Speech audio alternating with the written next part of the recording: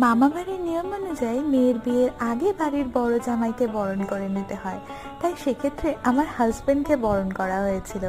বিয়েতে সন্ধ্যেবেলা স্টার্টারে অনেক রকম আইটেমস ছিল, আর যেহেতু বিয়ের লগ্ন ছিল রাত্রি 12টায়, তাই আমরা ঠিক করেছিলাম সবাই মিলে ডিনারটা তার আগে কমপ্লিট করে নেব, তাহলে পুরো বিয়েটা আমরা সবাই একসাথে এনজয় করতে পারবো। রাতের খাবারের মেনুতে তোমরা দেখতেই পাচ্ছ কত রকমের আইটেম ছিল, তবে এই সব কিছুর মধ্যে মাটন বিরিয়ানি আর এই বেকড রসগোল্লাটা আমার সব থেকে বেশি ভালো লেগেছে। অন্যান্য খাবারগুলো অসাধারণ টেস্টি ছিল, আর যারা ননভেজ খান না তাদের জন্য কিন্তু ভেজ আইটেমসেও অনেক রকমের মেনু ছিল। ডিনার কমপ্লিট করে নেওয়ার পর আমরা সারা রাত ধরে বসে বসে বিয়েটা এনজয় করেছি। আর সত্যি কথা বলতে এই দিনটার জন্যই তো আমরা 1 বছর ধরে কত প্ল্যানিং করেছি। ওদের বিয়ের সময় আমরা খুব খুনসুটি করেছি। আজকের ভিডিওটা কেমন লাগলো আমাকে অবশ্যই জানিও।